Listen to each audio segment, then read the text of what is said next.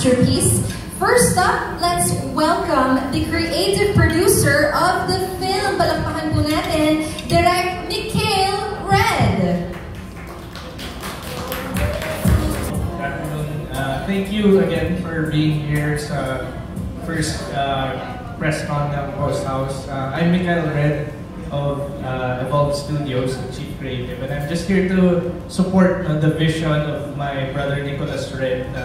Actually, long-time collaborator ko na siya sa genre films ko. He's always a co-writer and editor simula pa nung Eerie, back in 2018. And I can't wait for all of you to see his vision. This is something we've been developing ever since. Like 2 years ago, nananalo na siya sa mga BFAN, mga festivals for grants. And then now finally, Evolve Studios decided to support and produce this vision. So it's a new take on horror, something very personal rin kay Icos, because it's from the perspective of an editor, kaya siya Post House. So can't wait for all of you to hear it from him, and I hope you can ask him questions para ma-share niya yung insights on the inspiration behind this film.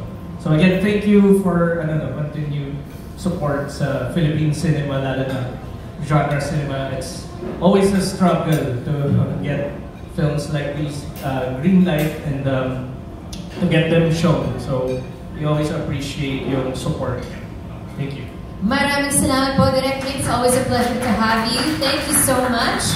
Okay, up next, he's a multi-awarded writer and editor. Nakilala sa mga pelikulang The Leader, Arisaka, Nocturno, Lilim, Dead Kids, at marami pang iba. He's the creative mind behind stories and edits that have left a lasting mark on audiences, earning Best Picture and Best Editing at the 2022 Metro Manila Film Festival for The Leader. Ngayon naman, he brings his latest work na siguradong aabangan ng marami. Let's all give a warm welcome to Direk Nicholas Red. Hi, I'll see Nicholas Red. I'm the director of Post House and also the editor. I'd like to thank all of you, of course, all the journalists, everyone for giving us the platform to showcase our film. This is very special for me. Of course, it's my first press con as a director. I used to remember myself just sitting among this very same venue at the chairs tables and watching my brother show off his film. So I'm very proud and very thankful that I've been given the same opportunity. So we hope that you like the film and watch it when it comes out. But yeah, this is pretty much parang yung baby ko, ever since I conceptualized about it in 2020, and now here it is about to be a feature film shown in cinemas. So yeah, thank you and enjoy. Thank you, Direk Nico. Ipakilala na natin ang ating first character of Post House. Let's all watch this. Of course, a well-known actor and model whose career started back in 2004 with soap operas kung saan napanalunan niya ang Best Actor Awards para sa kanyang mga roles sa Zelda at muli sa Gawad Urian Awards. We've also seen him in the films Reroute, where he won the Best Supporting Actor in Famas, Topak Karma, Outside the Kingdom, and many more. We've also seen him in the TV series Carla J. Caparas, Lumod ka sa Lupa, and the ongoing GMA 7 series Beauty Empire. Let's all welcome Sid Lucero as Cyril. A mouthful your intro is, huh, Sid? Thanks for coming, guys. Thank you. Let's go. Let's go. At sino naman ang ating muling panauhin para last and definitely not the least, we have a talented writer and actress na talagang pumatak sa puso ng marami, mapapelikula man o telebisyon. Nakilala siya sa mga pelikula tulad ng Sunny, Will You Be My Ex, Nocturno, Pasahero, our series such as Alice Burisni's Twin Hearts and the Vivo One series, The Rain in España, Safe Skies, Archer Chasing the Wild Avenues of the Diamond, at kasalukuyang nagpapakasiklab sa TV5 drama na Totoy Bato. Let's give a warm welcome to the one and only Bea Pinele as Rhea. Hello po. Hi, TV. Good afternoon. Good afternoon po sa inyong lahat. Maraming salamat sa oras ninyo. Ayan, una unang-una gusto ko po muna magpasalamat sa Viva Films, to Evolve Studios, Direk Nick, Direk Nikos, at sa lahat ng mga nakasama namin dito sa proyektong ito. Maraming salamat. Post House po, August 20 na sa mga sinihan nationwide. Alright. Mapanood yung movie or meron pa bang phobia? So just to give a little more background, before this film was thought of as a feature film, I actually made a short film back in 2020. It was for the International Silent Film Festival, and basically had to make silent films now. But parang going like with the theme of the festival, we were assigned parang historical films that were made before, mga silent films that were supposed to tribute. And the one assigned to me was yung Jose Mosenos 1927 version. Tapos, I had to research more about it, and that's where I found out that just like virtually actually lahat ng silent films natin, pre-World War II films, are actually lost. Parang hindi pa natin i-recover. So, though I think there may surviving material promo mats ng film itself, but the exact print itself is missing. So that, of course, that gave us the room to imagine what it would look like as a horror film. And that's actually what made me pursue it. It's such a mysterious film to use. Ano pong difference ng Post House sa ibang horror films? Sa ibang, from other horror films? Yes, anong difference? I think the one thing that made me believe that this would be scary is I'm pretty much a fan of horror films about people watching horror. In fact, some of that theme na lagay naman namin sa previous film namin, which was The Leader. But in my case naman, I wanted to utilize that same effect. Someone watching something very scary, except combine it with my interest. So in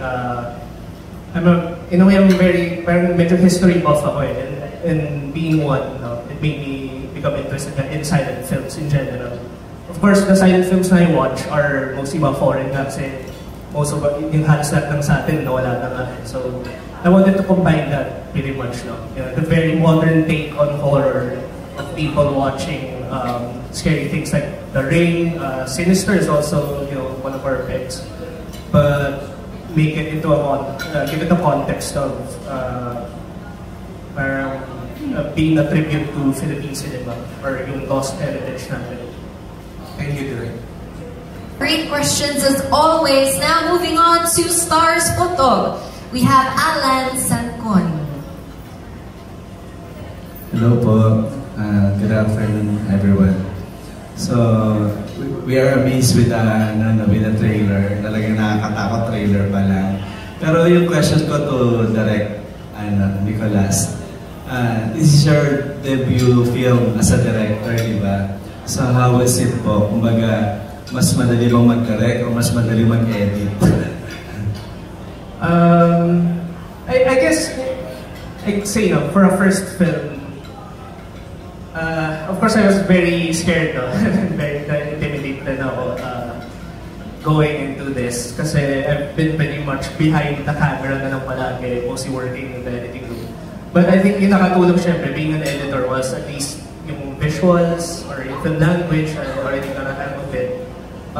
But the biggest leap from being an editor and also a writer, kasi I've written some of my other films, is of course working with actors. I'd have to say that's the one thing that really separated the two art forms. It's just a whole different take on being, having general people skills, communications, and especially working with veteran actors.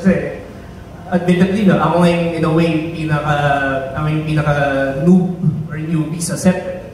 Most of my staff and the actors are already experienced. So, of course, you have to project the feeling that you're a leader and your vision. And it's very hard to do, especially I really look up to yung actors I work with. being a first-time director, parang feeling ko sobrang nagpapasalamat ako na somehow they were very easy to work with and very, I think they liked the material project enough to go along with it and even insert some of their ideas. So that actually helped me even like going through this for the first time. That's a big leap talaga. Directing your actors, binabantay mo rin, and also being open to suggestions and if they have other things to add to the story. Thank you, Direk. Yung second question ko to Bea and to Sid, parang this is a father and daughter movie, no? Parang kayo yung magdadala ng movie ngayon. Parang, di ba, walang ka-love team, di ba? This time your father, you communicate with the father. So how was working with this film, di ba? Hindi naman ito yung first horror movie ninyo, marami na kayong movie. Pero how do you compare this movie dun sa ibang ginawa nyo and your character itself? Ano yung challenges you encounter doing this?